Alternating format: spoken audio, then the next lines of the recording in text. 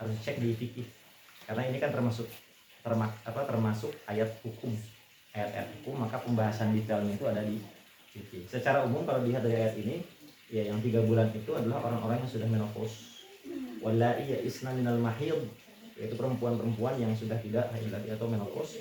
Maka ini retabtum, jika engkau ragu, terangkan bahwa masa idahnya adalah 3 bulan. Adapun yang biasa, mau itu kerja mau apapun, ya yang penting belum menopause itu 4 bulan 10 hari. Arba'at asyhur wa asyhur. Nggak ada kaitannya dengan masih cantik apa segala macam, nggak ada. Nggak diperhitungkan itu di fikih. Karena bisa aja kalau orang ada yang umurnya masih muda tapi udah nggak kelihatan cantik kan. Jadi kalau standar kecantikan itu dimasukkan ke situ ya nggak. Gitu. Cuman detailnya, khilafiyahnya, perbedaan pendapatnya itu harus dicek lagi. Barangkali memang ada ulama yang berpendapat seperti itu. Makanya sebenarnya kalau ada satu pendapat itu ditanyakan, itu menurut siapa? Menurut siapa? Saya pribadi karena beliau nggak bisa, nggak diterima. Tapi ada Syekh Fulan sumbernya dari ini, itu diterima. Karena khawatirnya begitu, fikih itu benar-benar sangat luas ya. Kayak masalah itikaf ya, itikaf bagi perempuan. Pasti yang jelas kalau fikih itu pasti beda pendapat. Boleh nggak sholat itikaf di musola?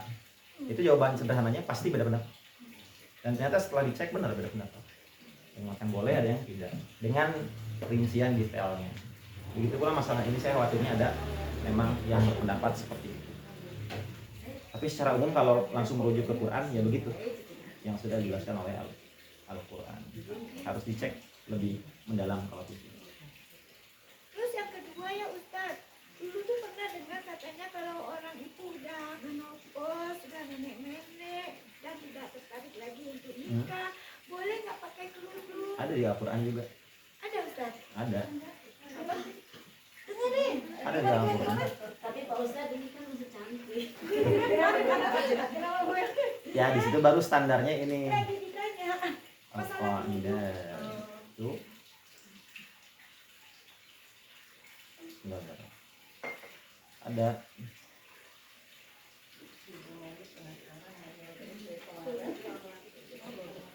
Wal qawaid minan nisa, surat An-Nur 60. An-Nur ayat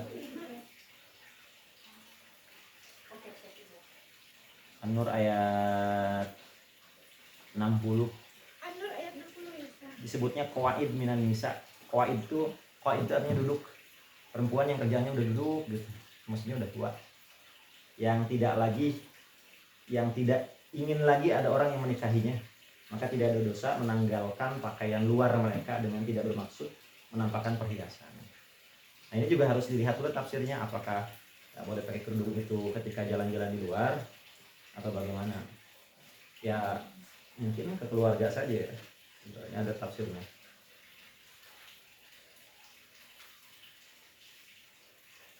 Al-ajuz, al-mar'ah al-ajuz, perempuan tua.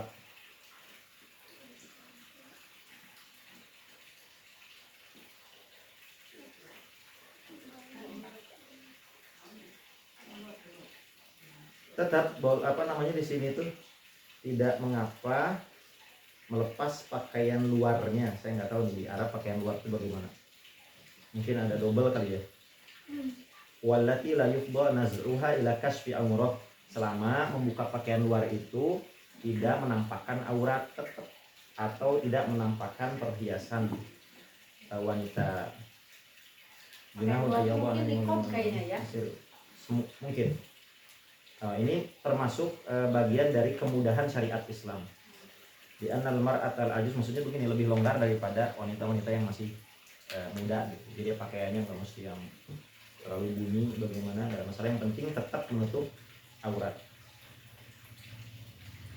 Fala ba'sa bidzalik li anna fil 'adah la taqul muslimin.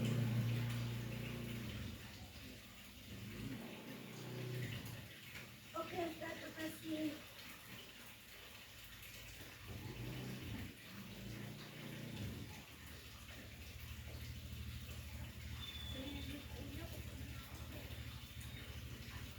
Di situ ada rinciannya. Di selama pertama tidak untuk menampakkan perhiasannya, yang kedua tidak juga memakai atau bersolek secara berlebihan. Jadi tetap ada syaratnya.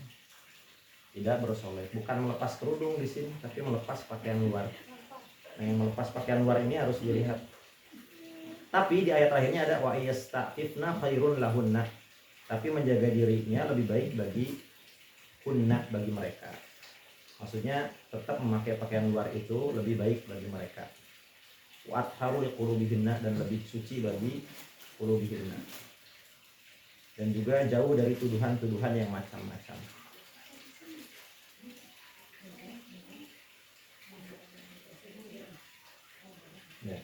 Ya, ini perlu dirinci apa yang dimaksud dengan pakaian luar itu. Dan saya emang pernah dengar dari dosen apa istilahnya itu agak longgar, tapi itu pun sebetulnya untuk di rumah sekitarnya, bukan di luar. Kalau di luar mah tetap pakai kerudung.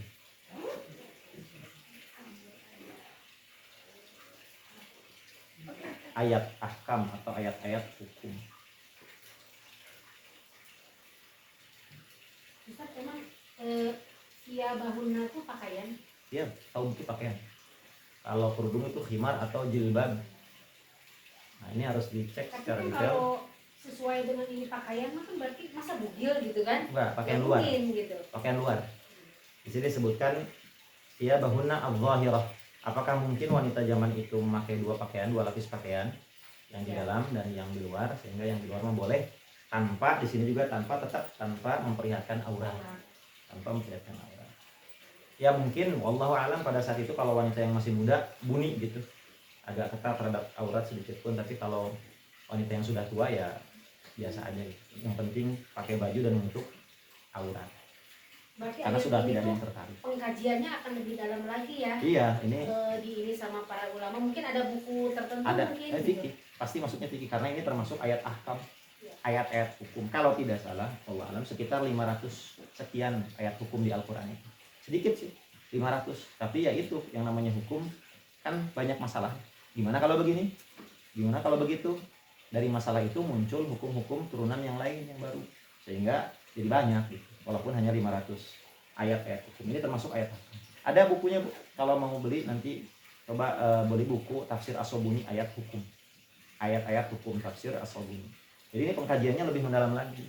Kalau saya hanya melihat secara zahir, oh ya, yang dimaksud adalah baju luar. Cuman baju luar bagaimana saya belum mengkaji lebih jauh lagi. Apakah boleh nantinya melepas kerudung? Sepertinya tidak boleh. Ya. Karena kerudung mah atau jilbab itu mah wajib. Kalau di rumah ya jelas boleh. Kalau di luar tidak.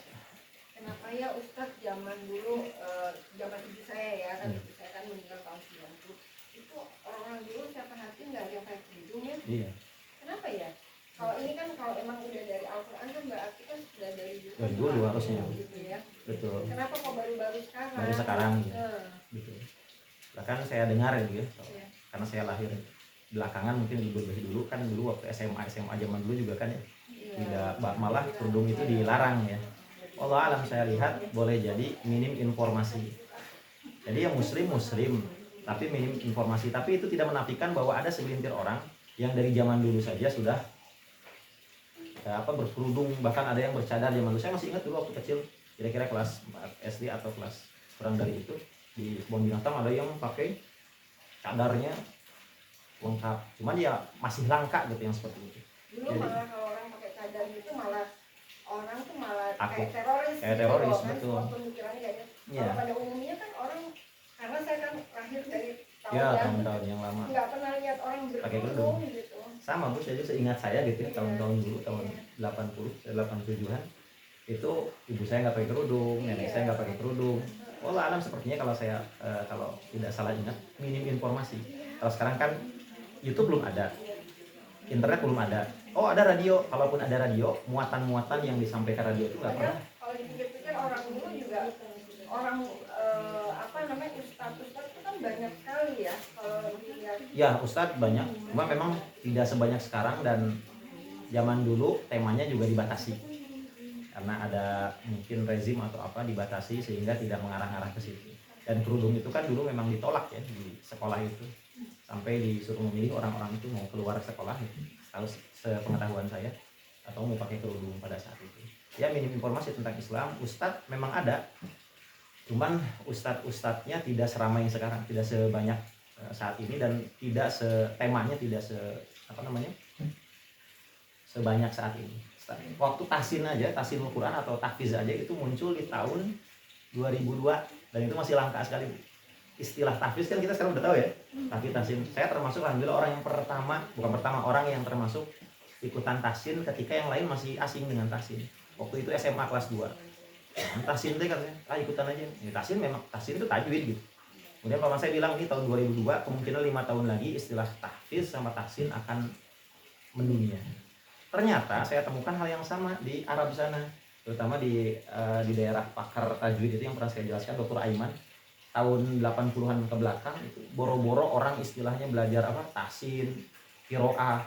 Dengan orang bisa baca lancar surat An-Nas aja itu udah luar biasa. Udah jadi ustaz. Ternyata hal yang sama terjadi di Arab juga, di Indonesia. Jadi informasi. Kemudian walau alam ya, ulama-ulama belum terlalu fokus untuk menggali kembali, sehingga materi-materi yang disampaikan ya itu aja, belum seperti saat ini. Kalau saya lihat ini, kalau saat ini kan buka YouTube, tema apapun ada. Bahkan makin sini makin berkembang. Tahun 2005 belajar tahsin di Ustaz Syekhul Islam di Majlis, ya belajar begitu aja gitu. Sekarang udah ada istilahnya sanad, udah ada lagi qiraah, pusing. Dulu belum terkenal gitu. Dulu setahu saya, seingat saya tuh Abu Robani yang pertama meramaikan tahsin gitu kan, dengan gaya yang seperti itu. Ternyata sekarang banyak yang bermunculan dan mengkoreksi bahwa itu ada hal yang keliru, misalkan dari cara bacanya semakin kompleks gitu. Informasi, keterbatasan informasi, belum ada internet. Ustadz juga yang pernah saya rasakan ya tema-temanya gitu-gitu aja gitu. Nggak ada yang spesifik ke tahsin, nggak ada yang spesifik kayak misalkan umat minta sekarang ke akhirat gitu. Nggak ada yang spesifik kayak Ustadz Nan Atakif ke remaja, misalkan pemuda hijrah, itu belum ada. Dan yang menyentuh kerudung mungkin pada saat itu karena memang kerudung itu dilarang, sehingga tidak banyak orang yang mau mengupas tentang tema itu, takut nanti dibredel atau dianggap teroris atau dicap macam-macam. Itu zaman Soeharto, setahu saya seperti itu yang pernah diceritakan beberapa orang. Saya ketakutan, sama seperti di Mesir waktu saya zaman Husni Mubarak, itu kan orang-orang pada takut, ngumpul di masjid aja nggak berani, langsung pulang. Sehingga ustadz juga ceramahnya itu nggak ada tentang jihad misalnya, nggak ada tentang kerudung segala macam, nggak ada. Itu tahun 2012 saya, sebelum lungsurnya Husni Mubarak. Setelah Husni Mubarak lungsur, baru mulai orang berbicara di mana-mana, mulai tema-temanya mungkin seperti itu. Pada saat itu ada tema-tema tertentu yang dibatasi dan dilarang, mungkin ya Allah alam oleh pemerintah pada saat itu, dan informasi yang terbatas gitu. Kalau sekarang ya Abu Robani itu dari tahun 94. Iya 94. Ustadz Am Amiruddin juga itu dari tahun 99. Ustadz Am sebagai orang-orang yang pertama, Agim yang pertama-tama, mungkin saat itulah mulai ramai. Ustadz Am, Agim terpusat di daerah Gerlong. Kalau Ustadz Am saya ngikutin banget karena sempat jadi anak buahnya, sempat jadi moderator waktu itu. Karena saya tertarik, saya belajar sama beliau dari 2 SMA. Di SMA datang kajian, ini menarik Ustadz, beda tersendiri. Pulang dari situ saya ngaji ke Agim gitu. Itu ya tahun-tahun itulah, tahun 2002 2001. Oh ditumpukannya menarik gitu, tema-temanya agak beda gitu. Nah mulai dari situ rame tentang kerudung, tentang ini segala macam. Sekarang Ustadz udah nggak terhitung. Siapapun bisa jadi ustadz, belajar besok hari, besoknya jadi ustadz. Ya, sampai bingung. Ya. Nah, ini ustadznya banyak. Ibu-ibu yang zaman dulu yang belum tahu tuh hukumnya nggak apa-apa ya? Nggak apa-apa. Kan seseorang itu akan dihukum, akan dikenakan sanksi oleh Allah ketika orang tersebut sudah tahu. Kalau orang masuk Islam, misalkan mu'alaf, dia makan babi, enak dia makan. Dia belum tahu, pasti kasih tahu. Nah baru di situ dikenakan, oh gitu, nggak ada masalah selama belum tahu, itu tidak dikenakan sanksi. Kalau memang betul-betul belum tahu, bedakan dengan orang yang belum tahu apa konsekuensinya, beda itu. Kalau sudah tahu tapi belum tahu apa konsekuensinya, itu lain cerita, itu tetap dikenakan sanksi oleh Allah Subhanahu Wa Taala. Misalkan tahu zina itu dosa, ya zina muhson misalnya sudah pernah menikah tapi nggak tahu konsekuensinya apa gitu, hukuman dari Allahnya apa rajam kan. Oh, dia berzina aja tahu itu dosa. Pas kamu udah menikah udah, kamu berzina, ini dirajam hukumnya. Oh saya nggak tahu, gimana? Tetap gitu ya. Itu tetap dikenakan sanksi oleh Allah Subhanahu Wa Taala. Bedakan antara nggak tahu hukumnya sama tahu hukumnya tapi nggak tahu konsekuensi dari hukum tersebut, akibatnya apa, hukumannya apa dan seterusnya. Itu bedanya. Selama kita emang betul belum tahu sama sekali baik hukumnya maupun konsekuensinya, ya nggak apa-apa, nggak sengaja atau nggak sengaja itu lain cerita. Insya Allah gitu, kalau orang-orang tua dulu ya diampuni lah. Kalau nenek saya juga sekarang kan pakai kerudung, ibu saya yang dulu nggak pakai kerudung sekarang pakai kerudung karena sudah tahu hukumnya, dan ustadz juga makin banyak, apalagi lihat anak-anak SMA sekarang beda sama zaman dulu, udah pakai setidaknya gitu ya, pakai kerudung, dan positif, bagus, kira-kira seperti itu. Jadi insya Allah tinggal didoakan saja, kalau misalkan udah wafat kita doakan, dimintakan ampunan, kan yang nyampe itu doa anak soleh, anak soleh insya Allah nyampe gitu. Baik, sudah dibuka ya. Kita lanjutkan dulu tema kita hari ini, masih di hadis Arba'in. Kalau masih sempat ada waktu kita akan lanjut ke surat Asy-Syams.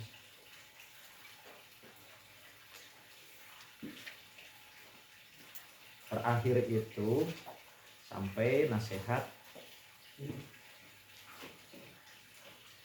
ya, ad-dinu an-nasihah, agama itu nasihat. Qulna liman, yang pertama lillah, yang pertama lillah, nasihat untuk Allah Subhanahu wa taala. Kemarin sudah jelaskan maksud nasihat untuk Allah. Mungkin nggak kita menasihati Allah? Mungkin nggak? Nggak mungkin. Kenapa? Allah Al-Ghani, Allah Maha Kaya, Allah Maha nggak butuh nasihat kita. Maka makna menasihati Allah itu dialihkan. Makna menasihati Allah itu dialihkan. Sudah enak, udah nyaman duduknya Bu? Ini nyaman dulu. Silakan katanya. Masih kosong. Jadi pusat perhatian. Boleh di nyaman-nyaman dulu duduknya, silakan.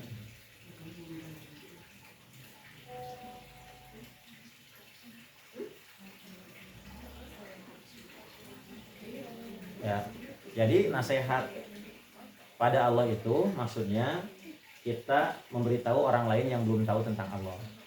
Kalau dia nggak tahu misalkan rahmat Allah itu sebegitu luasnya, kasih tahu. Kalau dia misalkan nggak tahu kalau perdukunan itu termasuk perbuatan syirik, kasih tahu. Itu yang maksud dengan menasehati Allah. Karena nggak mungkin kita menasehati Allah. Allah nggak butuh nasihat. Maknanya dialihkan menjadi menasehati orang lain terkait Allah Subhanahu Wa Taala. Membersihkan tuh nama Allah dari syirik-syirik. Itu termasuk menasehati Allah. Ad-dinu an-nasihah, dan agama itu keseluruhannya kebanyakan adalah nasihat. Ad-dinu an-nasihah. Agama itu adalah nasihat. Orang nggak tahu misalkan kalau Allah itu Maha Pengampun, kasih tahu. Orang nggak tahu misalkan kalau Allah juga punya sifat, bukan sifat, bisa murka, kasih tahu. Nah, itu dalam rangka menasehati, dalam tanda kutip menasehati Allah Subhanahu Wa Taala. Orang putus asa, kata Allah la tayasu min rauhillah, jangan putus asa dari rahmat Allah. Walaupun orang itu udah dosanya banyak, dosanya luar biasa, Allah ampuni, kasih tahu. Orang-orang yang seperti ini, orang-orang yang sepertinya sudah tidak ada harapan untuk kembali, dikasih tahu. Orang yang belum tahu tentang Asmaul Husna, dikasih tahu tentang Asmaul Husna, Al-Ghani, Al-Kabir, As-Salam, dan seterusnya. Nah, inilah makna nasihat kepada Allah Subhanahu wa Ta'ala. Sekarang lanjut. Adapun nasihat qulna liman lillah, yang kedua, nasihat untuk apa? Untuk siapa? Li kita bihi. Sama ini juga maknanya dengan tadi. Masa kita menasehati kitab, kan nggak mungkin juga. Kitab mah tidak bernyawa, mati. Maka maknanya dialihkan pada menasehati orang lain terkait kitabullah, dengan cara mendorong orang lain untuk membacanya. Bukan baca dulu sebenarnya, mah iman dulu. Ada orang tidak akan tertarik dengan Al-Quran kalau tidak mengimani Al-Quran atau kitabullah. Mengimani itu bagaimana? Yakin bahwa kitabullah itu, Al-Quran itu berasal dari Allah dan belum berubah sedikit pun sampai saat ini, seperti perubahan pada kitab-kitab lain. Kitab Injil, kitab Taurat, dan kitab Zabur yang jelas-jelas penjagaannya itu diberikan pada ulama-ulama mereka Yahudi dan Nasrani, dan mereka tidak menjaga dengan baik sehingga berubah. Kalau Al-Quran kami yang menurunkan dan kami yang menjaga, kata Allah Subhanahu wa Ta'ala. Maka kata Imam Nawawi, ini disebutkan dalam beliau sendiri yang mensyarah atau menjelaskan tentang adapun nasihat untuk kitabullah ini. Yang pertama, amman nasihatu li kitabihi subhanahu wa ta'ala fal iman. Bener kan yang pertama? Iman. Jadi kita agak berat kalau berbicara tentang istiqomah baca Quran, tentang menghafal Quran, kalau dasar imannya nggak ada. Mana-mana juga iman dulu, yakin dulu. Makanya hal-hal yang pertama kali turun di Makkah itu bukan tentang hukum, mau baca Qurannya salah kayak mau bagaimana kayak, yang penting mah iman dulu bahwa Al-Quran ini dari Allah Subhanahu wa ta'ala. Kalau sudah iman nanti bisa berbicara tentang yang lain lagi. Kalau belum ada dasar imannya berat, mau dipaksain juga pada akhirnya bakal putus. Akhirnya capek-capek ngapalin Quran misalkan di SMA atau di pesantren, ujung-ujungnya bertanya, buat apa sih saya ngapalin beginian? Kan banyak yang begitu ya, kasus-kasus anak-anak yang mungkin dipaksakan oleh sebagian orang tuanya untuk masuk pesantren sedangkan dia sendiri nggak mau gitu.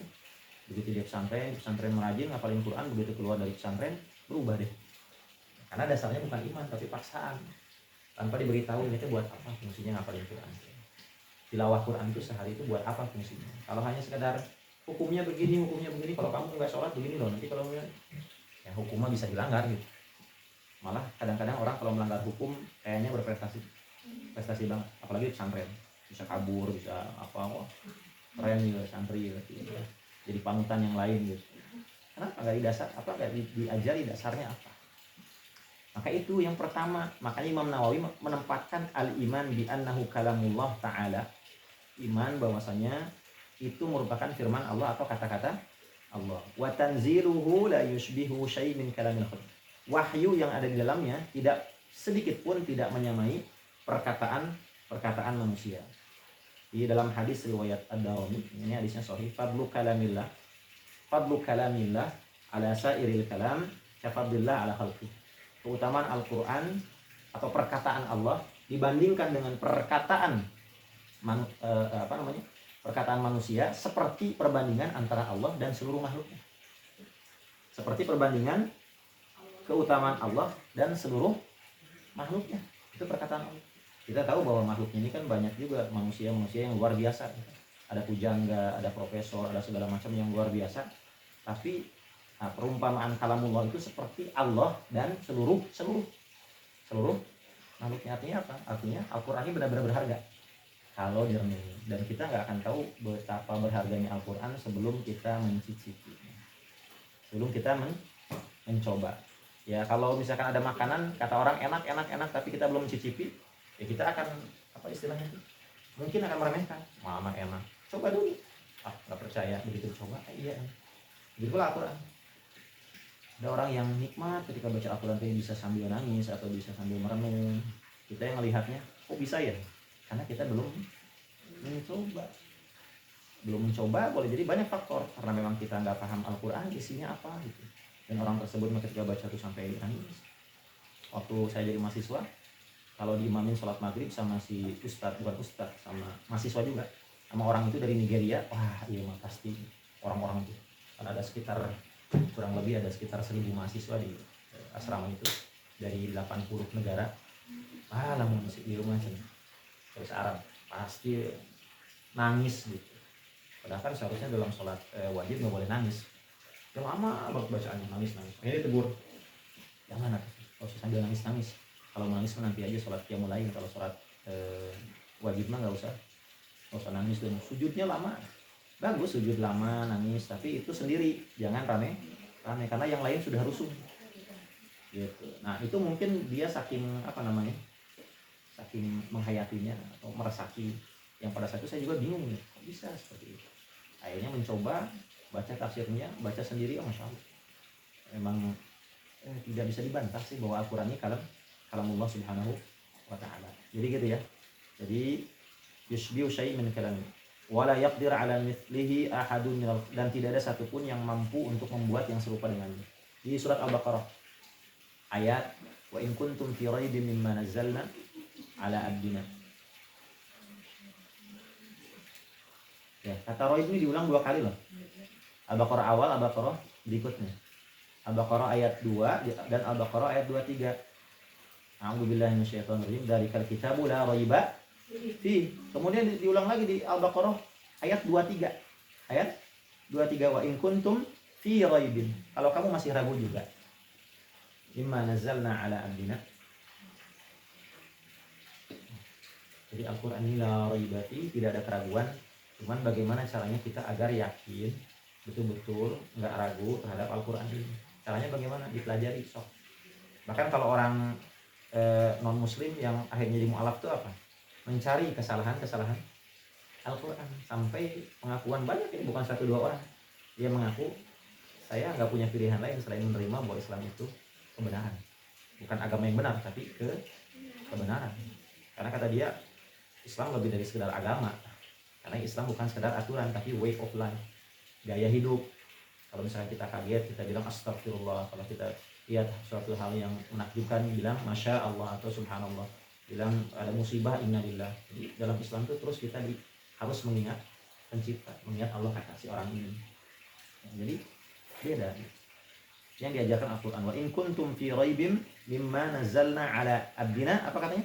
Fa'tu bisurah, silakan buat satu surat mim mithlihi yang serupa dengan Al-Quran. Surat paling pendek surat apa? Al-Kautsar.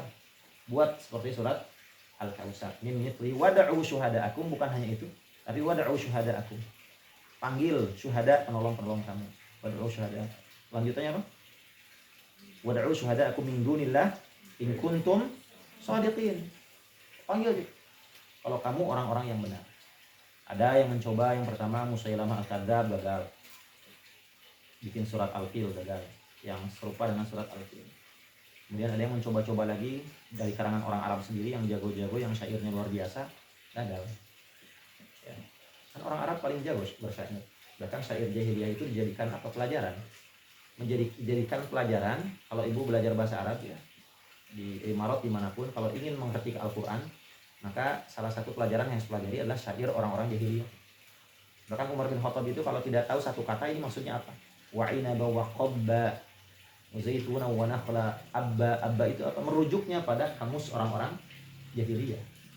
Kenapa? Karena orang jahiliyah walaupun katanya jahiliyah ya dalam sisi akidah jahiliyah, tapi dalam sisi sastra itu mereka luar biasa.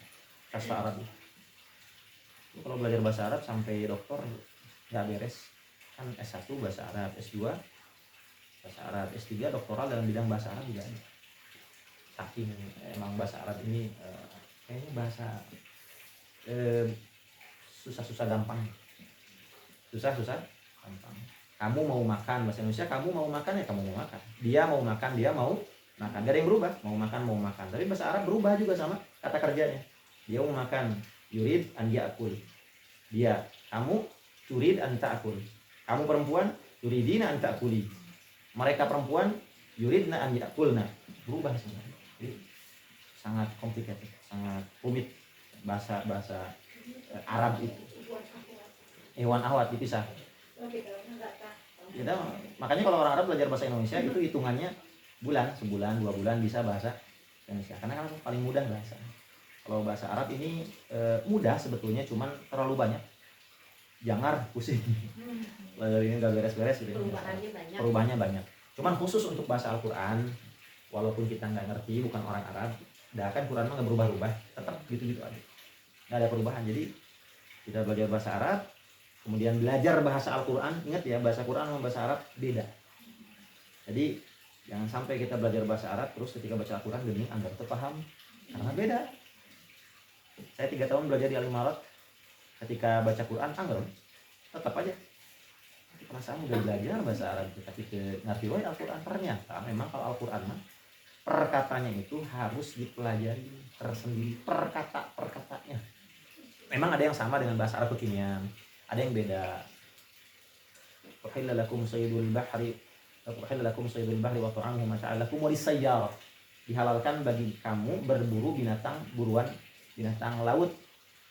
Wa ta'amuhu halal lakum wa lisayyarah. Makanan laut itu halal bagi kamu, walis sayyarah.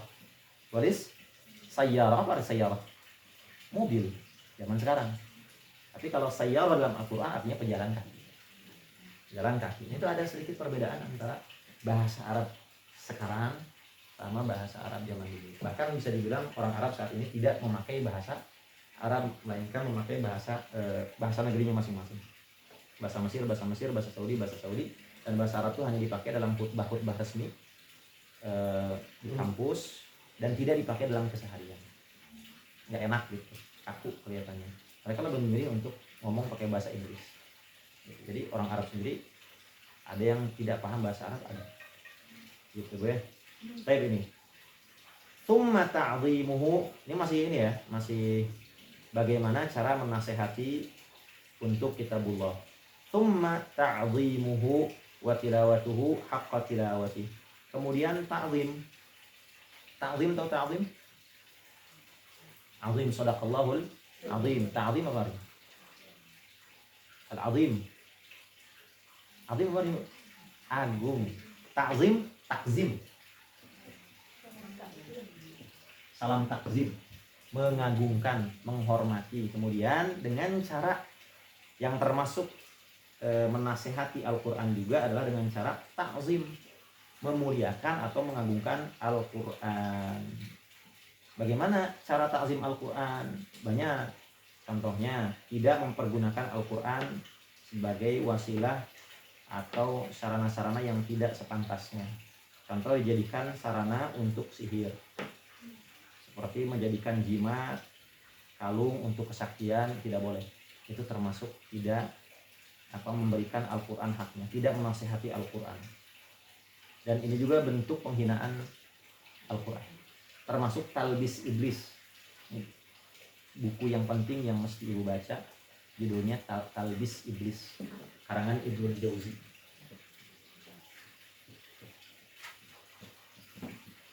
Perangkap setan. Ibnul, nanti saya kirim PDF-nya insya Allah. Kalau misalkan belum sempat beli, dikirim ke PDF. Kayaknya kita harus rajin baca buku lagi, Bu. Tadi saya baca berita, Palasari katanya bangkrut, banyak yang kosong. Kalau pengen husnuzonnya, sekarang orang-orang banyak beralih ke e-book. Iya, jarang baca, pada tutup. Ini kira-kira kenapa ini orang-orang? Apakah jarang baca buku, beralih ke medsos, ataukah husnuzonnya udah punya e-book? Ribuan e-book di dalam. Enggak, ngeri. Benar, berarti ramalan Rasul betul. Bahwa yang pertama kali terangkat dari umat ini adalah ilmu. Sehingga orang-orang menjadi bodoh dan memilih pemimpin mereka, pemimpin juga yang bodoh. La taqumu sa'ah idza wusidal amru ila ghairiha fantadhiris sa'ah, kata Rasul. Apabila sebuah urusan perkara diserahkan pada orang yang bukan ahlinya, maka tunggulah kiamat. Ini hadis Bukhari. Tapi uniknya apa? Hadis ini dimasukkan ke dalam bab tentang ilmu. Bunyi hadisnya begini: idza wusidal amru ila ghairi ahlihi fantadhiris sa'ah. Jika sebuah perkara atau urusan umat sudah diserahkan pada ahlinya, maka tunggulah kiamat. Harusnya dimasukkan ke judulnya, minimal judul bab tentang kiamat. Ini enggak dimasukkan ke bab tentang ilmu. Sehingga orang bertanya-tanya, apa hubungannya ini hadis ini dengan ilmu? Salah satu tanda kiamat adalah diangkatnya ilmu pengetahuan dengan diwafatkannya ulama atau orang-orang menjauh dari ilmu. Sehingga ketika mereka memilih pemimpin mereka memilih pemimpin tanpa ilmu, asal-asalan aja. Sehingga yang banyak followernya, yang kata-katanya manis, yang kelihatannya wah hebat, padahal kan manusia itu banyak dimensinya, kita nggak tahu, nggak bisa begitu saja gitu. Nah itu ya miris gitu, orang lebih banyak mending kalau di medsos itu dengar ceramah, kalau enggak sayang gitu ya. Nah itu silakan dibaca ini Ibnul Jauzi, Talbis Iblis. Banyak Bu yang kayak gitu teh. Quran dijadikan jimat, Quran dijadikan wirid-wirid yang pada akhirnya tujuannya itu untuk kesaktian. Salah satu buku yang pernah saya kirim ya, itu judulnya Syamsul Ma'arif. Ini buku sihir. Ini buku sihir yang awalnya mah penjelasannya tuh bagus. Baca ayat kursi sekian kali, nanti kamu akan begini. Lama-lama kok mulai nih. Baca Al-Fatihah sekian kali sebelum matahari terbit, ditambah anu dan anu, nanti bisa begini dan begini dan begitu. Tanpa menyertakan mana dalilnya, mana hadisnya. Ternyata ya itu sihir ujung-ujungnya. Pengarangnya Syekh Al-Buni. Syekh Al-Buni ini seorang ulama yang kontroversial dan banyak dijauhi oleh ulama-ulama yang lain. Jangan diamalkan karena apa yang diajarkan beliau walaupun pakai Al-Quran tapi sifatnya sihir. Cuman kalau di pesantren-pesantren terutama pesantren salafiyah ya, salafiyah itu yang klasik ya, yang kayak gini pelajari dan dianggap sebagai bentuk karomah. Karomah apa karomah? Kalau buat nabi namanya mukjizat, kalau buat orang soleh namanya karomah. Cuma mereka tidak bisa membedakan antara karomah dan sihir. Karomah itu tidak bisa berulang, tidak bisa kalau berulang itu sihir. Nah ini yang harus dijauhi. Jadi jangan pernah menggunakan Al-Quran untuk yang macam-macam. Kecuali misalkan yang diajarkan oleh Rasul, seperti ruqyah syar'iyah, baca Al-Fatihah 7 kali diusapkan, itu pernah diajarkan oleh Rasul. Baca ayat kursi atau baca ayat-ayat yang lain kemudian diusapkan seluruh tubuh, itu boleh. Karena memang pernah diajarkan oleh Rasul Shallallahu Alaihi Wasallam. Nah, ini salah satu bentuk takzim kita terhadap Al-Quran. Yang kedua, ya, bentuk takzim kita itu tidak menempatkan Al-Quran di sembarang tempat sehingga terinjak-injak atau dibawa ke WC dan lain-lain. Lebih aman kalau kemana-mana dan sekiranya mau ke WC bawa handphone aja, karena handphone bukan Al-Quran. Yang ketiga, salah satu bentuk takzim kita membacanya. Coba lihat surat Al-Furqan ayat 30. Al-Furqan ayat 30 ini udah pernah saya sampaikan, diingatkan lagi. Kita tidak dikatakan menasehati kitabullah kalau kita tidak membaca. Wa qala Rasul ya Rabbi inna qaumi takhadhu hadzal Qur'ana mahjura. Ayat 30, Al-Furqan ayat 30. Catat, ini adalah dalil landasan bagi umat Islam untuk memperbanyak interaksi dengan Al-Quran. Apalagi kan sebentar lagi Ramadan Bu ya. Ya, sekarang apa nih? Nah, Oktober ya. November, Desember, Januari, Februari, 3 bulan lagi. Iya, Februari awal, 3 bulan lagi gitu. Januari 3 bulan lagi, tanggal 17 ke Februari 3 bulan lagi. Kayaknya nggak kerasa Bu ya. Kayaknya baru kemarin ketemu deh. 18. Nah, 4 bulan lagi Bu. Ulama mah 8 bulan persiapan aja. 8 bulan sebelum bertemu Ramadan, maka kita punya kesempatan untuk nyiapin tilawah kita selama bulan Ramadan. Nggak apa-apalah. Walaupun kata orang, oh Ramadan hungkul, nggak apa-apa daripada enggak. Jangan sampai Al-Quran itu mahjur. Mahjur itu artinya apa? Sesuatu yang ditinggalkan. Bagaimana bentuk mahjur Al-Quran? Pertama, mengabaikan tilawah. Tidak tilawah. Yang kedua, mengabaikan tadabbur. Yang ketiga, mengabaikan amal. Nggak tilawah, nggak tadabbur, nggak amal. Atau yang paling ringan, tidak mau mendengar bacaan Al-Quran. Coba mulai ganti musiknya dengan murattal Al-Quran. Kalau kita misalkan nggak sempat baca Al-Quran, minimal dengar Al-Quran. Itu salah satu bentuk interaksi dengan Al-Quran. Wah nggak sempet nih, saya sibuk, ya udah nggak apa-apa. Baca yang mampu kita baca berapa kira-kira? 1 ayat, 2 ayat. Kalau nggak mampu sama sekali, mendengar. Kan urutannya gitu ya, mendengar, membaca, tadabbur, kemudian amal, kemudian amal. Ada yang terakhir sih, mengambil Al-Quran atau menjadikan Al-Quran sebagai ruqyah atau obat kalau lagi sakit. Iya, sifat, zat yang menyembuhkan, bukan obat, zat yang menyembuhkan. Kalau obat mah kayak oskadon dan seterusnya itu obat dawa. Dibedakan dalam bahasa Arab antara obat dan zat penyembuh. Kalau penyembuh itu syifa. Kadang kita lupa, padahal Al-Quran itu sudah diberikan, dikasih tahu oleh Allah bahwa Quran ini punya zat yang bisa menyembuhkan. Jadi kalau kita sakit selain minum obat, coba baca ayat kursi atau apapun itu yang ada ayat-ayat ruqyah banyak di YouTube, kemudian diusapkan seluruh tubuh atau ditiupkan ke air zam-zam kalau masih punya, atau ke air biasa terus diminum. Itu membantu insya Allah. Fa'idha maridtu fahuwa yashfin, kata Nabi Ibrahim, kalau aku sakit maka dialah yang, karena pada dasarnya obat itu bukan untuk menyembuhkan. Yang menyembuhkan siapa? Allah. Obat itu ikhtiar. Nah, Al-Quran ini sifat penyembuh. Kalau kita yakin, bukan sekedar obat. Iya, wasilah. Jadi obatnya iya, Qurannya iya. Jadi ada 5 yang sering kali kita abaikan. Mendengar Al-Quran, tilawah Al-Quran, kemudian tadabbur, amal, dan yang terakhir yang kelima itu tidak menjadikan Al-Quran sebagai syifa untuk penyembuh. Caranya bagaimana gitu aja. Ya banyak cerita itu mah nanti bisa dilihat. Ada orang sembuh kankernya, ada yang segala macam dan seterusnya. Ya kalau kita mah janganlah sampai gitu-gitu teing. Kalau panas, coba bacakan surat qul huwallahu ahad, qul a'udzu falaq, selain berobat ya, diusapkan atau diminumkan pakai madu. Karena dalam sebuah hadis walaupun hadisnya dhaif, taraktu fikum, kata Rasul, aku meninggalkan, aku mewariskan pada kalian syifa'ain, dua syifa, dua zat penyembuh, al asal wal Quran, madu dan Quran. Cuman yang madunya juga harus madu yang madu curah, yang asli. Kalau madu curah jadi penyakit nanti. Itu Bu ya. Jadi ini salah satu bentuk ta'zim Al-Quran dengan banyak tilawah dan jangan meninggalkan Al-Quran. Cuman satu hal catatan yang ingin saya sampaikan ke ibu sekalian, bahwa ini problem umat Islam itu ketika baca Al-Quran itu betul-betul baca. Saya ingin menjelaskan tentang baca Al-Quran. Apa yang dimaksud dengan baca Al-Quran? Ayat pertama yang pertama kali turun ke Rasul apa bunyinya? Iqra. Apa arti Iqra? Pertanyaan saya, Rasul bisa baca nggak? Kenapa sama Allah disuruh baca? Kan nggak nyambung ya. Kalau dipikir-pikir, Rasul nggak bisa baca tapi disuruh baca. Maka yang dimaksud dengan baca itu sebetulnya bukan baca begini, bukan baca ini. Itu isyarat bahwa suatu saat Rasul akan menjadi seorang pembaca. Kan baca itu bukan hanya dengan cara membaca buku, tapi bisa dengan cara talqin kan. Wahai Muhammad, ikutin saya. Ikut, kemudian Rasul membacakan lagi ke para sahabat. Menjadi seorang pembaca kepada para sahabatnya. Ayo kita saat ini umat Islam ketika baca Al-Quran itu benar-benar baca untuk dihabiskan, bukan untuk dipahami. Padahal maksud ayat Iqra itu, bacalah itu, kemudian nanti Rasul menyampaikan ke umatnya dan umat itu paham apa yang dibacakan oleh Rasul.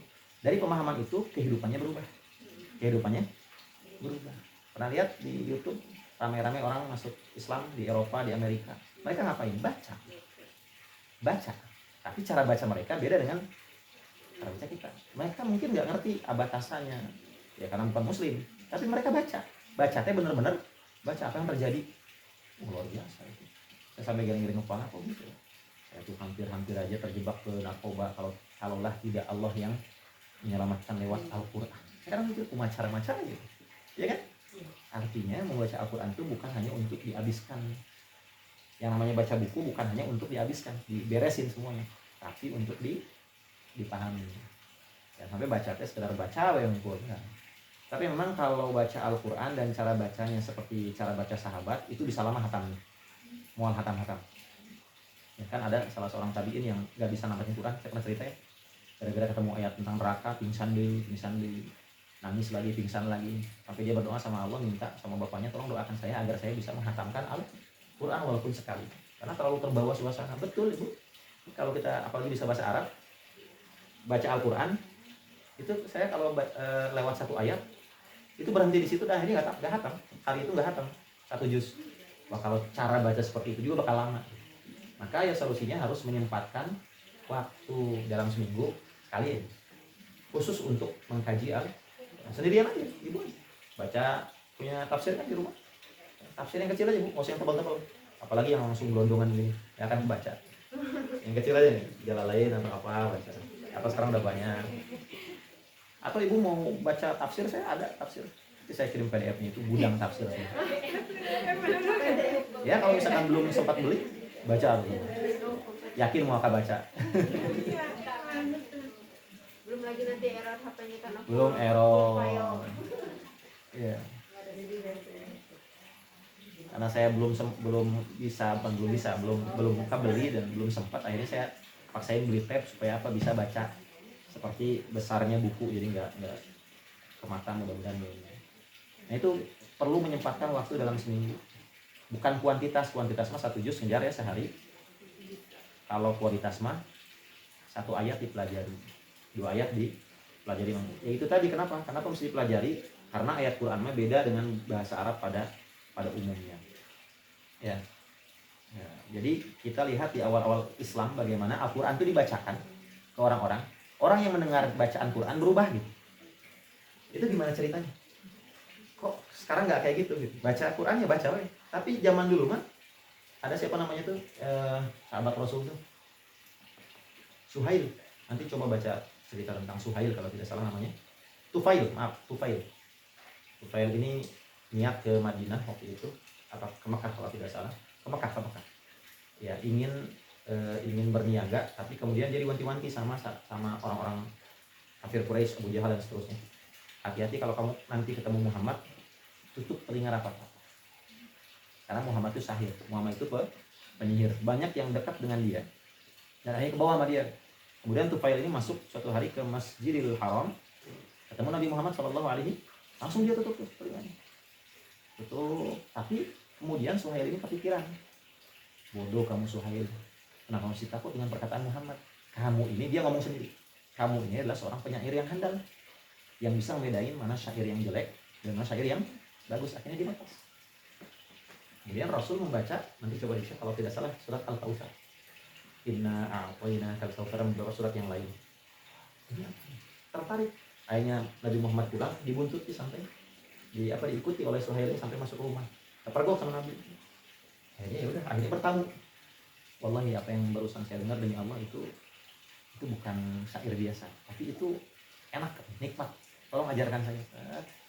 Singkat cerita, akhirnya kemudian Suhail mengakui bahwa itu di luar dibilang itu syair bukan, dibilang mantra-mantra juga bukan. Saya nggak tahu apa kata Suhail dan akhirnya masuk. Itu kualitas bahasa Al-Quran. Kalau dibedah lagi itu luar biasa ya, bahasa Al-Quran itu. Nah, tinggal sekarang kita pikirkan bagaimana orang-orang zaman dulu baca Al-Quran benar-benar baca dan merubah hidupnya.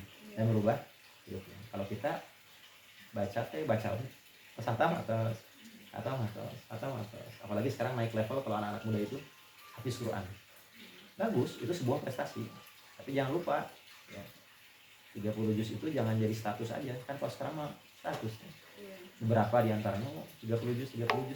Kalau saya tes misalkan anak-anak itu ya 30 juz, tapi yang kuat, yang hafalannya kuat cuma 10, cuma 5, yang lainnya tahu.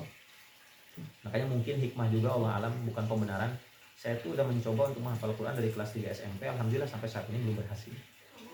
Belum berhasil. Sama. Belum berhasil. Ulang deh, ganti guru, pindah deh dari itu, ulang deh. Tapi setelah dipikir mungkin wallah alam bisa jadi ada hikmah. Kan segala sesuatu yang terjadi biidznillah, dengan izin Allah. Apa nih? Lagi enak-enaknya setoran sama Syekh Fulan waktu itu sakit, ganti lagi Syekh, ganti sampai saat ini sama kakak kelas saya masih istiqomah walaupun online ya alhamdulillah. Tapi akhirnya saya kepikiran bahwa nyicil lagi. Jadi saya menghafal Quran, metodenya tidak akan dihafal ayat itu sebelum saya ngerti apa maksud dari ayat itu, dan ternyata luar biasa tuh. Wah, ini kalau cuma hafal cangkem pantesannya gitu, nggak hafal itu susah ya. Ya pernah hafal gampang, cuman lupa lagi. Tapi ada satu ayat yang betul-betul saya pahami, alhamdulillah susah untuk lupanya. Oh, mungkin seperti itu. Jadi memang sih menghafal Quran itu bukan kewajiban, dan kalau nggak siap untuk murojaah atau apa istilahnya, mengulang-ulang, lebih baik hafalannya jangan 30 juz, cukup juz 30. Kalau nggak kuat juga setengah, nggak kuat juga hanya surat-surat pendek di juz 30. Nggak ada kewajiban. Minimal ini Pak Ustadz, apalah nama-nama surat. Apa nama suratnya? Al-Baqarah, iya Al-Baqarah. Anissa tahu hafal ente gitu. Tahu apa?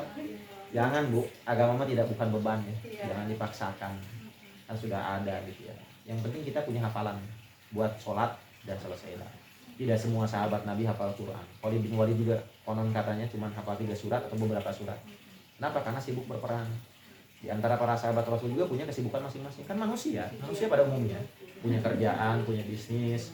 Tidak fokus pada Quran, semuanya enggak. Cuma memang semuanya sepakat.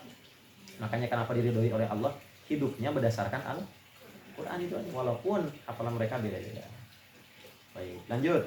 Sekarang qulna liman lillah wa li kitabihi wa li rasulihi, dan nasihat untuk rasulnya. Hampir sama dengan nasihat untuk kitabullah. Ya, nanti mungkin bisa dibaca sendiri ya, itu panjang banget penjelasan Imam Nawawi tentang nasihat kitabullah. Iman, mempelajari tahsinnya, termasuk tahsinnya, khusyuk ketika tilawah, itu semua nasihat di kitabillah. Khusyuk ketika tilawah, belajar tahsinnya, yaqra'ul Quran haqqa tilawati. Haqqa, surat apa itu? Nah ini penting. Coba. Haqqa tilawati.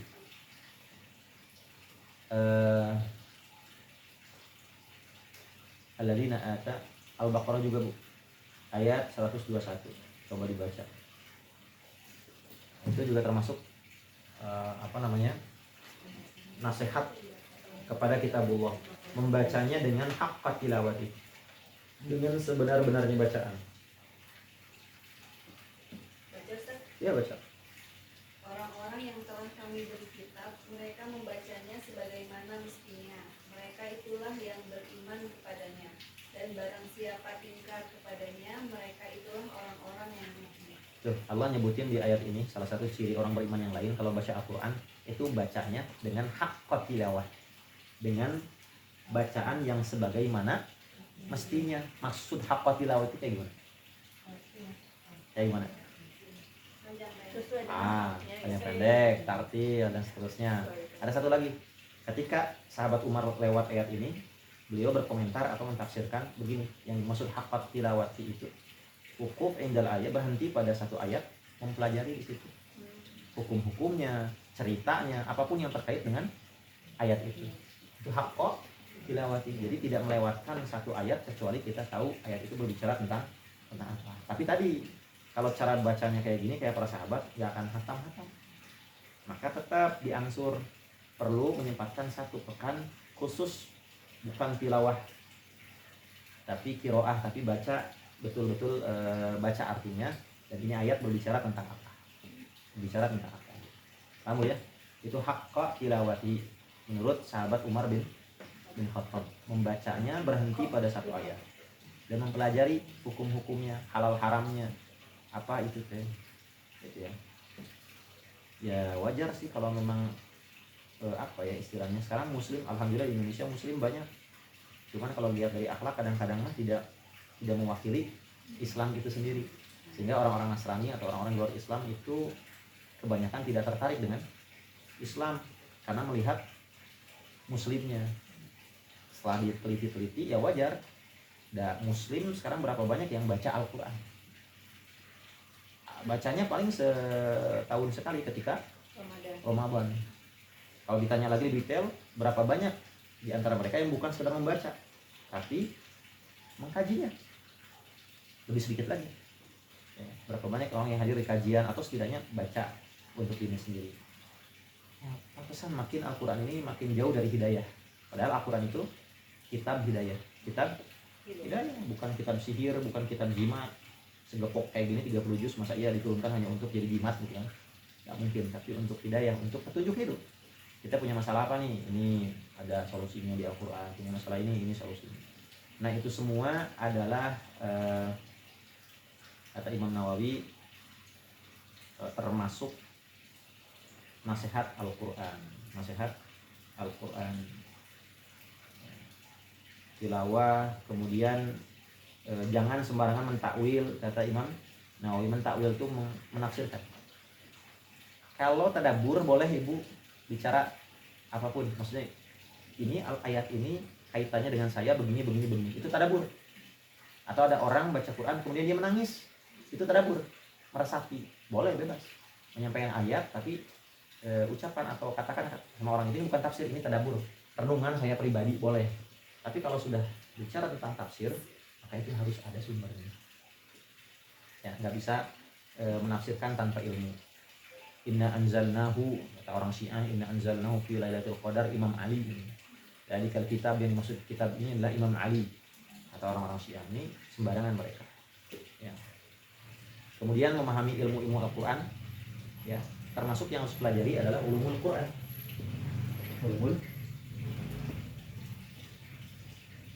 Nanti ibu bisa beli juga bukunya atau saya ada PDF-nya. Tidak apa-apa. Kita bintangi kok. Ini nggak usah. Ini Banyak mana? misalnya. Ya, ini jangan. Kita itu. Ini kita. Tolong ibu. Udah 4. Full. Ulumul Quran Imam Suyuti, Ibnu Jauzi, Talbis Iblis, perangkap setan. Kalau ngabuburit Ramadan. Ya buat ngabuburit. Mau saya tambah lagi buku apa yang bisa dibaca? Perangkap setan dan ulumul Quran. Minimal kita tahu arti istilah-istilah ulama tentang ulumul Quran, kayak am, khos, umum dan khusus, nasikh, mansukh, Ayat-ayat ternyata ada ayat-ayat yang hukumnya tidak dipergunakan lagi, walaupun ayatnya masih ada. Itu ya. Baik, insya Allah saya kalau tidak lupa nanti diingatkan dikirim bukunya PDF-nya. Mau beli buku aslinya boleh, kalau misalkan belum kebeli ya minimal baca PDF-nya dulu. Lanjut. Sekarang nasihat untuk Rasul. Sama. Kalau ada orang yang belum tahu tentang Nabi Muhammad SAW, kasih tahu orang itu. Nah ini termasuk nasihat untuk Rasul. Bukan menasehati Rasul. Ya Rasulnya sudah wafat. Kita nggak bertemu dengan Rasul, tapi menasehati orang lain yang belum tahu tentang Nabi Muhammad SAW, kita kasih nasihat. Kemudian membela Nabi Muhammad SAW, mencintai orang yang mencintainya, mencintai orang mencintainya, dan memusuhi orang yang memusuhinya.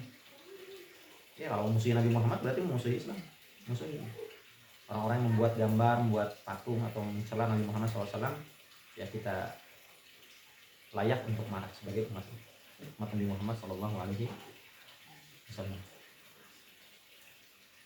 Itu termasuk rukun surat Al-Baqarah 285. Iman kepada Rasul kan jelas ya, termasuk rukun iman. Surat Al-Baqarah 285. Ini mah enggak usah dihafal, pasti udah hafal ayatnya. Amana ar-rasulu bima unzila ilaihi min rabbih wal mu'minuna kullun amana billahi wa malaikatihi wa kutubihi wa rusulihi la nufarriqu baina ahadin min rusuli wa qalu sami'na wa ata'na ghufranaka rabbana. Al-Baqarah ayat 285.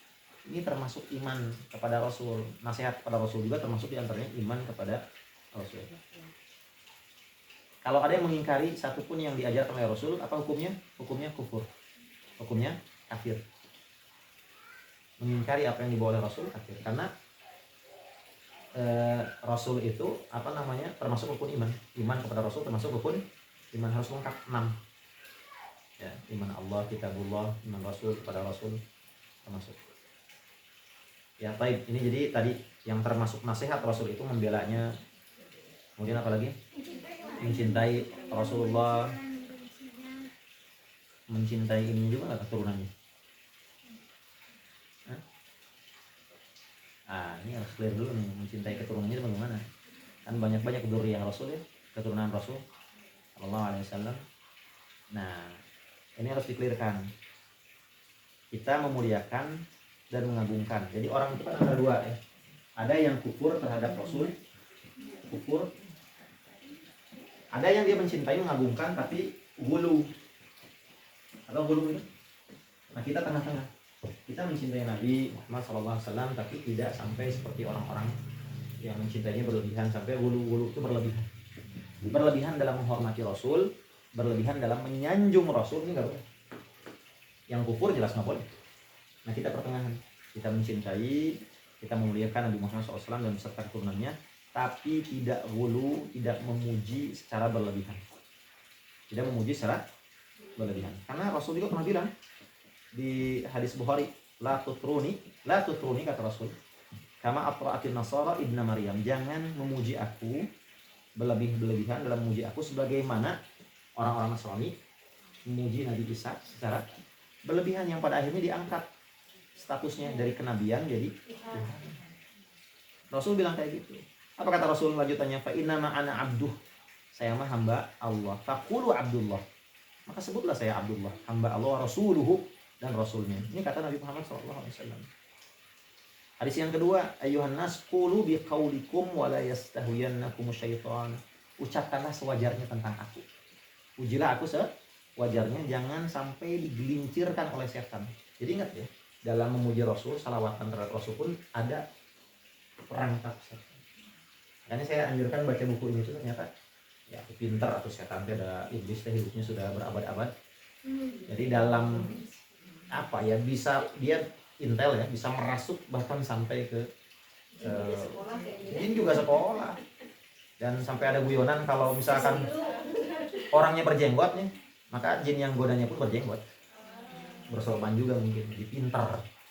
Ya, jadi nggak sembarangan yang ngegoda ulama sama yang goda orang awam, itu beda kelas-kelas setannya. Nah, Imam Abu Hanifah kan saya pernah cerita ya, ketika sakaratul mautnya, gimana coba cara goda iblisnya? Disanjung-sanjung. Wah, Abu Hanifah, engkau itu kalau tanpa engkau umat ini nggak akan begini. Akhirnya ketika dalam sakaratul maut, apa istilahnya sakaratul maut itu? Igauan, mengigau. Imam Abu Hanifah itu bilang la, enggak, saya enggak kayak gitu. Sengaja setan ini ingin menjerumuskan Imam Abu Hanifah untuk ujub, untuk ujub. Ketika bilang la, pada saat yang sama anak itu lagi mentalkin. Abi, ayo ucapkan la ilaha illallah. Dibalas sama Abu Amin, enggak.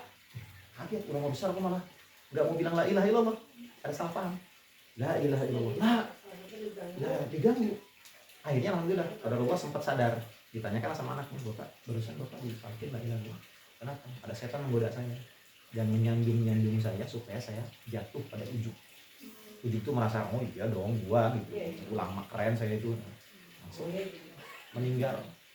Nah, itu kelasnya ulama. Kalau ulama mah mungkin sudah tidak tertarik dengan hal yang lain-lainnya, tapi ujub, pamer ilmu, ujub, merasa paling tahu, itu jebakannya setan bagi para ulama.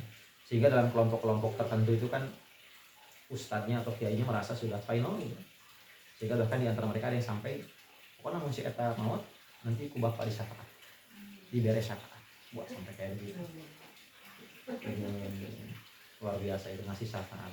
Saya pelajari lagi, oh nggak bisa, jangankan beliau, Nabi Muhammad aja kalau mau ngasih syafaat biiznillah, dengan izin, minta izin dulu sama Allah. Itu kan Nabi Muhammad SAW. Dan nggak ada istilahnya Nabi Muhammad sok saya jamin kia. Nah, beberapa oknum keturunan Nabi Muhammad SAW ada yang seperti itu. Sok aja tempel di punggungnya surat anu nanti kalau meninggal dia mungkar nakir, nanti bilangin aja sama mungkar nakir di saya gitu. Itu kan ajaran-ajaran khurafat nih gulung berlebihan, khurafat. Nggak bisa kayak gitu. Iya ada Bu, banyak Bu. Iya banyak. Makanya ya saya kebetulan pernah terjebak ya dalam kelompok tersebut. Kalau di kita di Indonesia banyak kelompok-kelompok tarekat, pendengar ya. Nah ini termasuk kejadian yang kemarin rubuhnya pesantren Al-Zini, kan ada salah seorang muridnya itu bilang di YouTube-nya itu, gak apa-apa wafat anak saya, yang penting dapat ridho guru. Kata-kata ridho guru itu saya familiar banget, karena saya ikutan tarekat waktu itu pernah saya. Ya baru-baru ini belum lama. Oh ridho guru, sehingga pikiran kita teralihkan. Alih-alih ridho Allah, ini malah ridho guru. Sehingga apapun yang dikatakan oleh guru, saya pernah bilang kan, si guru tersebut bilang boleh berzina asalkan syahadat dulu, itu diikuti. Dan kalau kita berusaha untuk menentang, kita dalilnya di mana? Maneh terhijab ku ilmu, kamu terlalu banyak bertanya.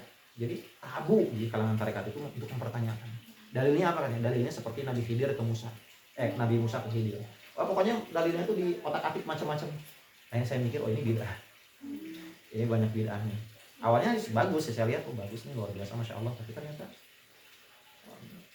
banyak hal-hal yang terlalu berlebihan. Bisa ngotak-atik segala macam. Termasuk ke Nabi Muhammad SAW juga, salawatan itu hati-hati juga. Ada salawat-salawat yang memang sepertinya harus dijauhi. Salawat-salawat tertentu dibaca dulu artinya. Salawat-salawat terutama salawat yang buatan-buatan ulama dibaca dulu artinya. Kan salawat yang umumnya Allahumma sholli ala Muhammad wa ala ali Muhammad, atau yang di tahiyatul akhir itu salawat, nanti itu salawat.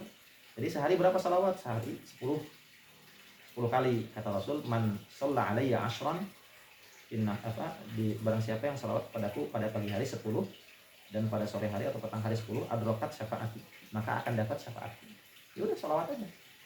Salawat bisa kan? Nggak mesti pakai. Nah, termasuk salawat nariyah ya. Itu ada yang mengkoreksi ya, karena ada sisi terlalu berlebihan. Yang tariju bihil uqad, melepas semua kesulitan. Padahal yang melepas kesulitan siapa? Allah. Walaupun ini polemik di kalangan ulama, ada yang membela, ada yang enggak. Cuman kalau saya lebih memilih amannya, saya mencukupkan diri dengan salawat yang diajarkan oleh Rasulullah sendiri gitu, tanpa menambah nama Rasul. Boleh pakai sayyidina, nggak ada masalah. Sayyidina, nabiyina boleh. Ya, asal dalam sholat. Kalau dalam sholat saya membedakan. Kalau dalam sholat tidak pakai sayyidina. Tapi kalau luar sholat, untuk menghormati beliau, karena jangankan ke Nabi Muhammad ya, ke orang aja kita bilang ustadz. Ke Nabi Muhammad saya pakai nabiyina atau pakai sayyidina Muhammad sallallahu alaihi wasallam. Ada beberapa shalawat yang isinya itu terkesan berlebihan. Contoh misalkan di Assalatu wassalamu alaika ya awwala khalqillah. Assalatu wassalamu alaika ya awwala khalqillah. Salam dan salawat dan salam kepadamu wahai awwal khalqillah. Ciptaan pertama yang Allah ciptakan. Ciptaan yang pertama kali Allah ciptakan siapa?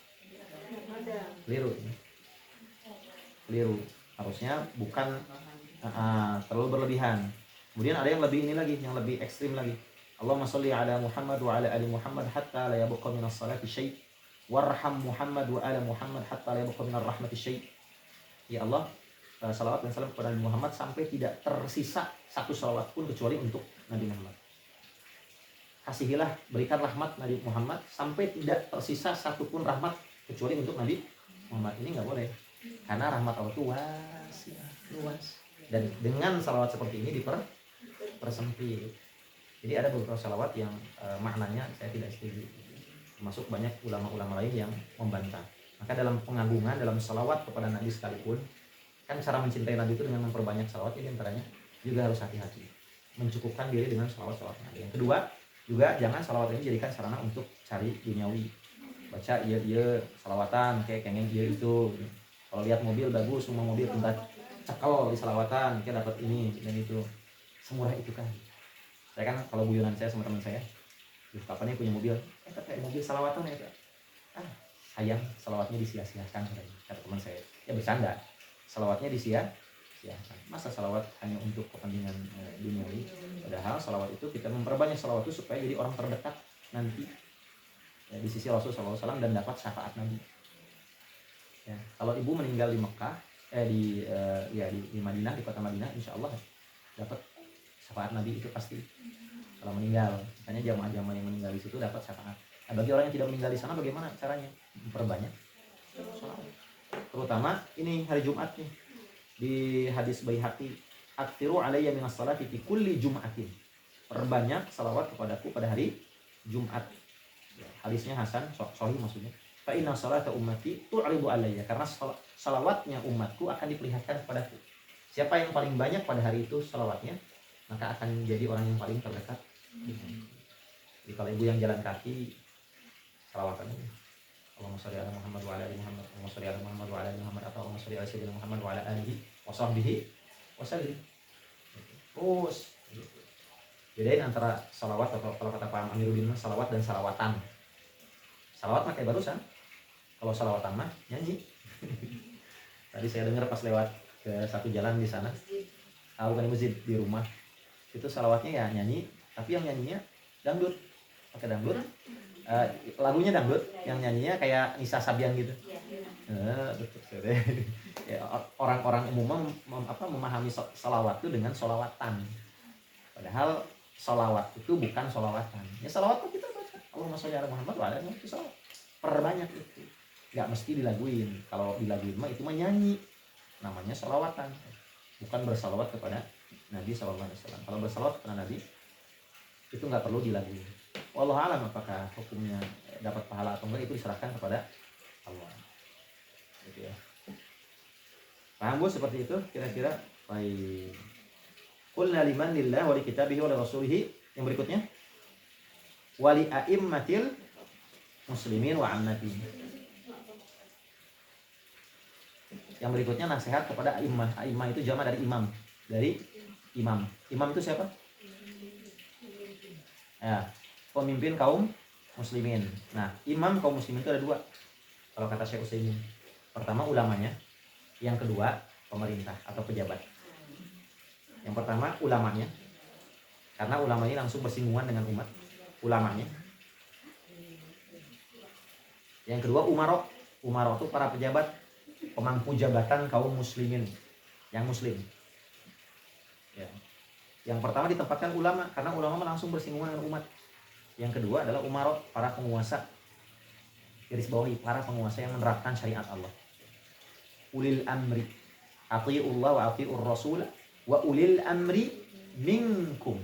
Taati Allah, taati Rasul, ulil amri minkum. Surat apa itu?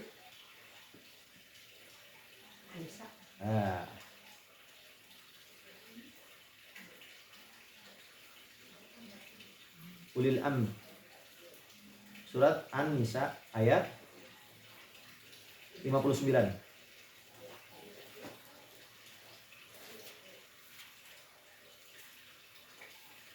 Ya ayyuhalladzina amanu athi'ullaha wa athi'ur rasul.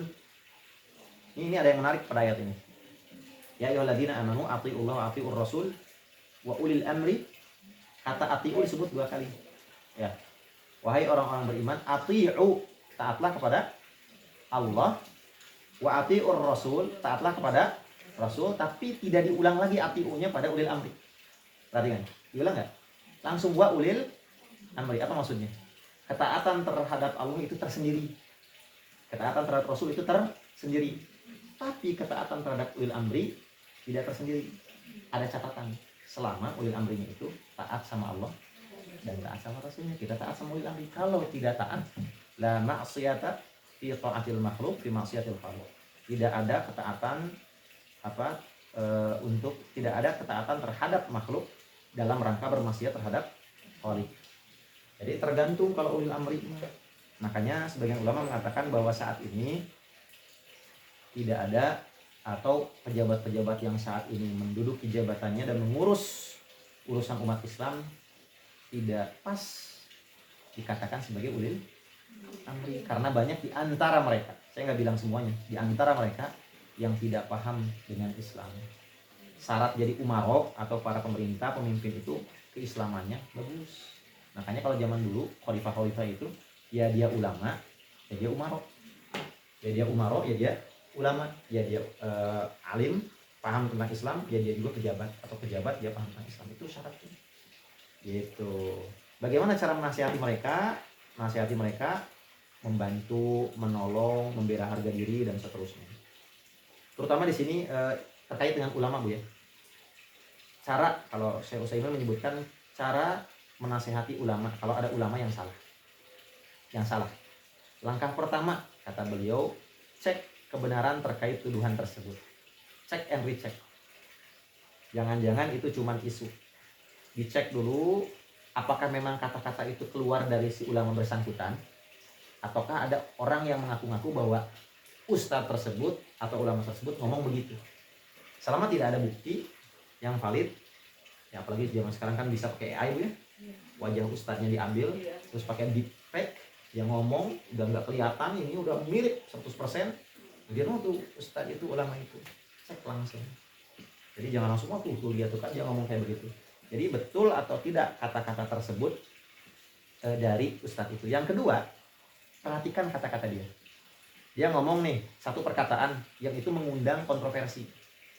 Jangan langsung ngaco nih ustadz ini udah tahu begini-begini. Cek dulu perkataannya itu benar-benar salah, layak dikritisi, atau jangan-jangan perkataannya itu adalah salah satu pendapat. Kalau fikih ya, ada itu pendapatnya di mazhab mana gitu misalkan, dan ulama mengatakan ya memang benar ada. Kalau terkait fikih, kalau terkait akidah rasanya nggak mungkin beda pendapat ya, dicermati dulu.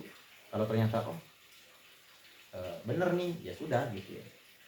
Yang ketiga ya, kalau terbukti kata-kata tersebut nggak layak, maksudnya tidak layak dikritisi karena kata-katanya benar, walaupun banyak orang yang menentangnya, tapi ternyata benar, kita harus membela.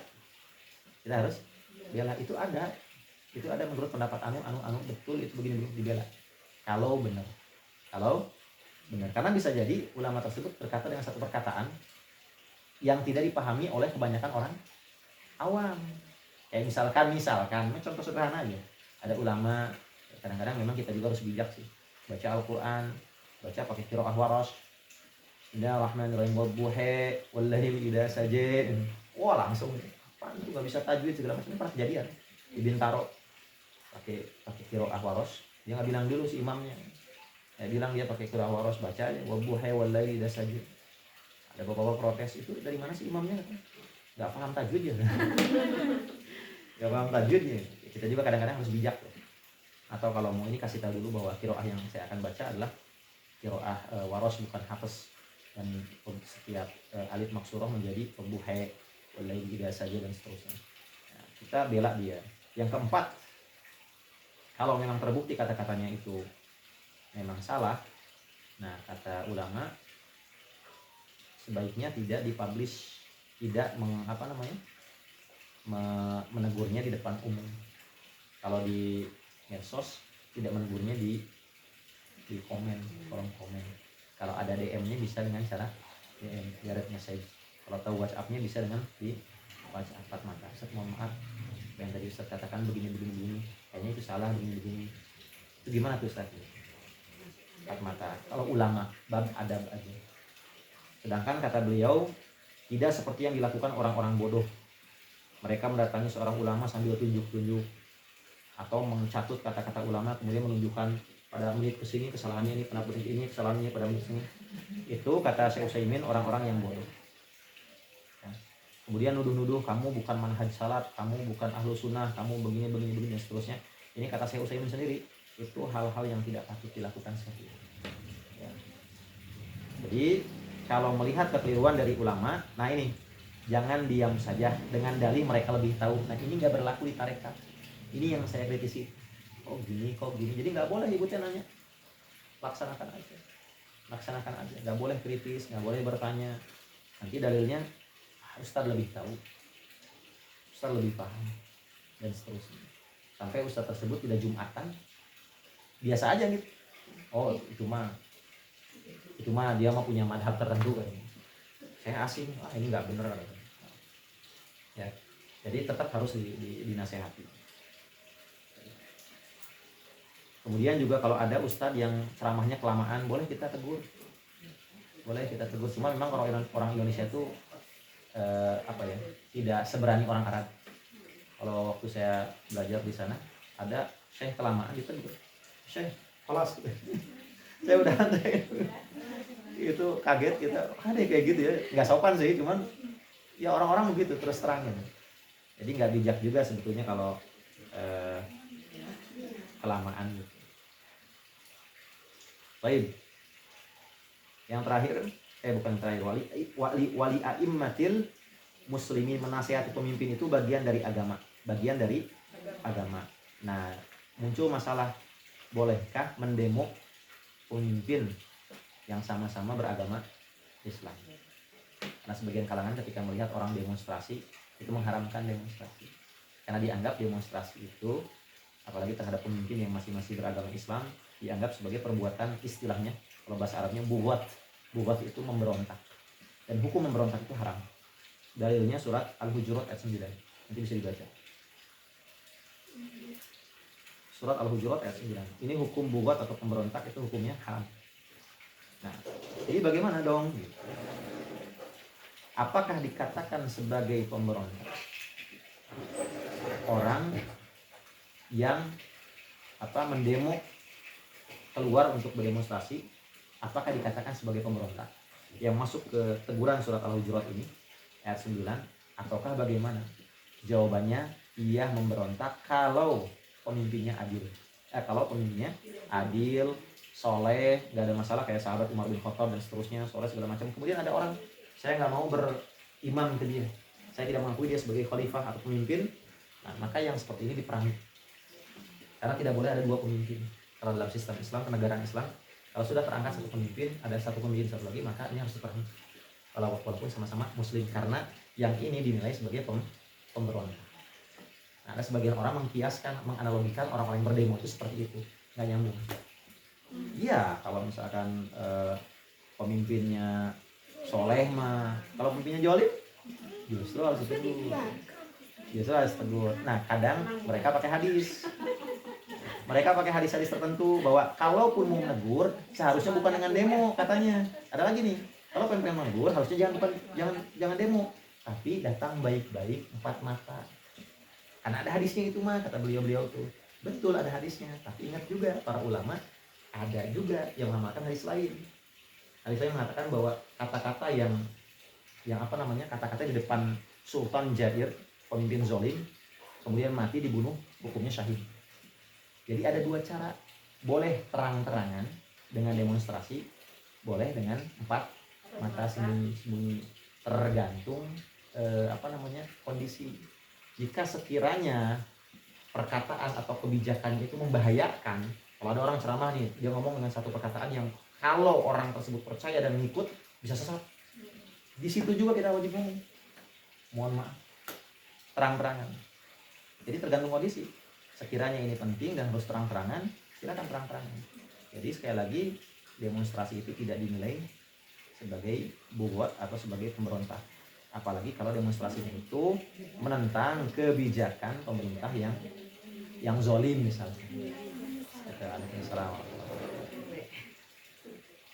Baik itu ya, kurang lebih seperti itu, nanti bisa dibaca jelasnya. Terakhir, oleh aimatil muslimin wa ammatihim, dan untuk orang awam, menasehati mereka untuk orang awam. Ya, pertama, ini ada beberapa kaidah cara menasehati kaum muslimin.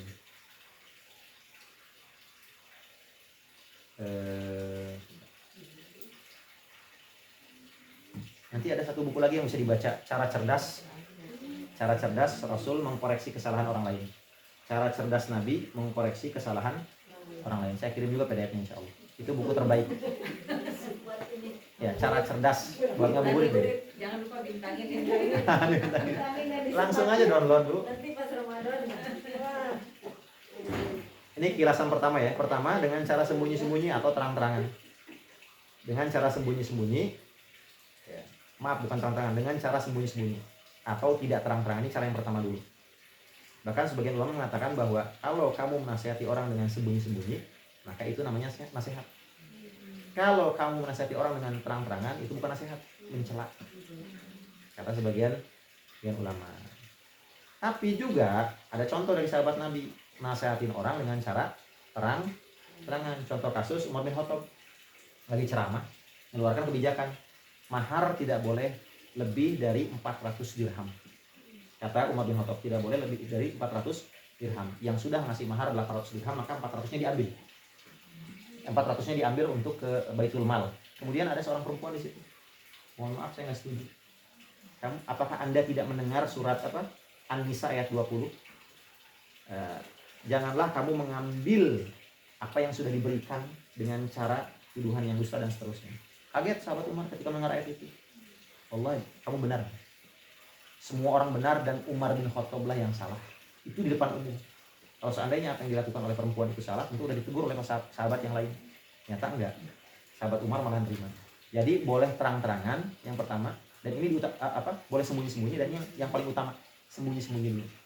Jangan sampai orang lain tahu, karena khawatirnya nanti ada ujub, show up bahwa kita paling benar nih.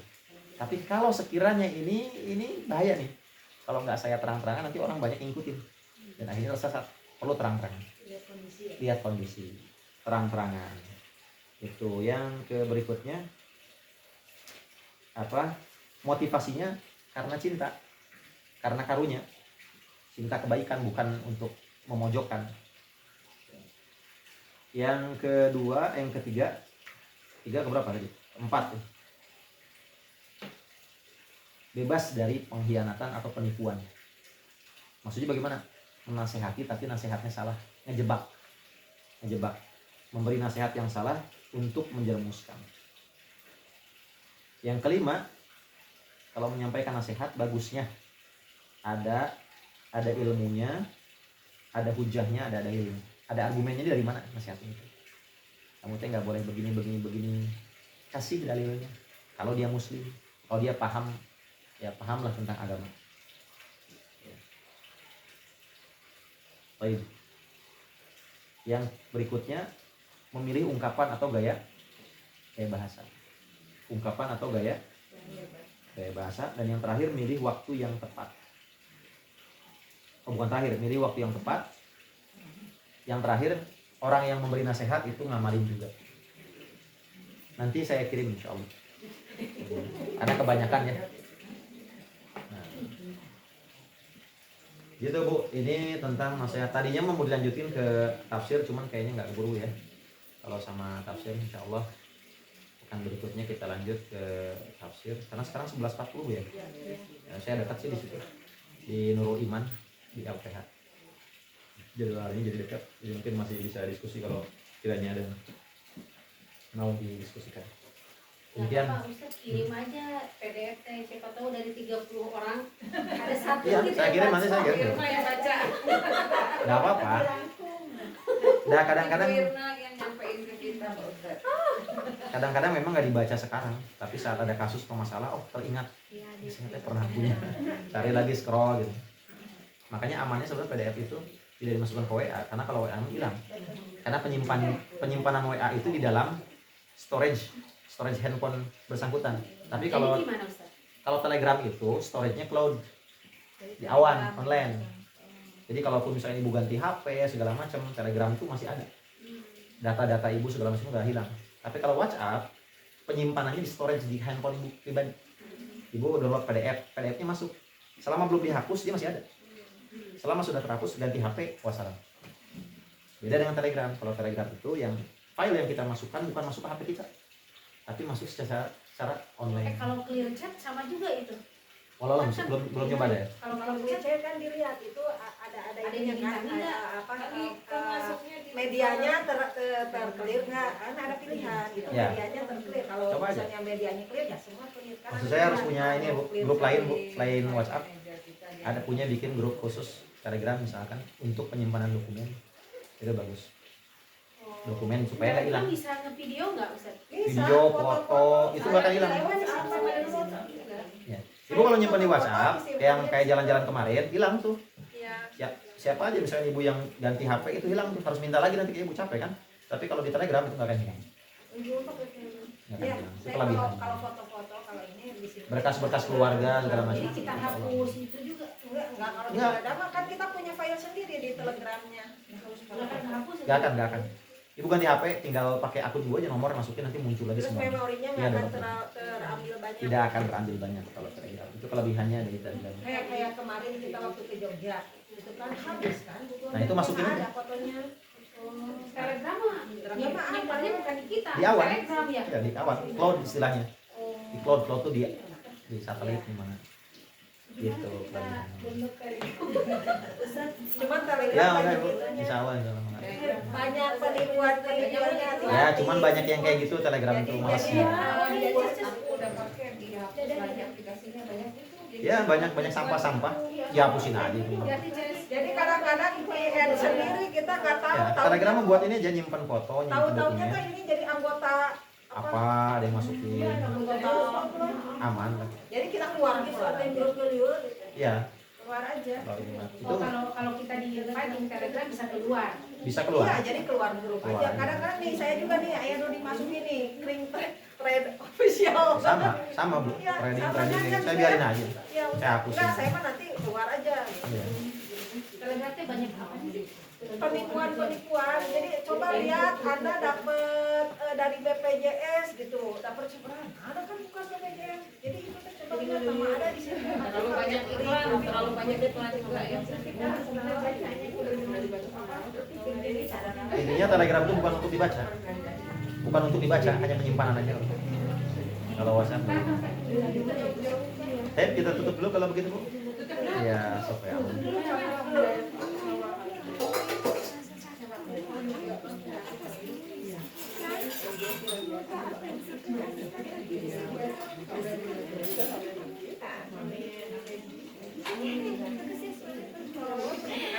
Ibu marilah kita tutup ngaji kita dengan mengucapkan istighfar dan doa akhir majelis. Astagfirullahaladzim. Kita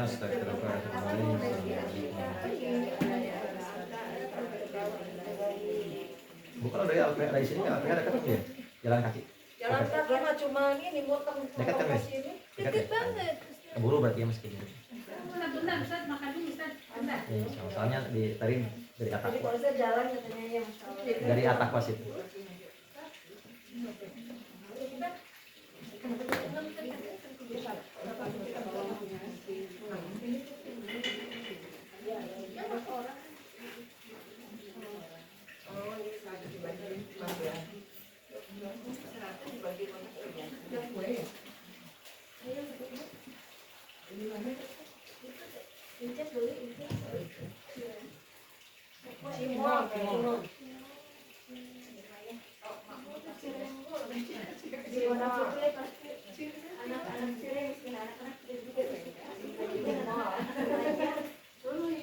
Ibu bilang nggak usah. Nggak apa-apa, Ustaz. Udah pernah saya.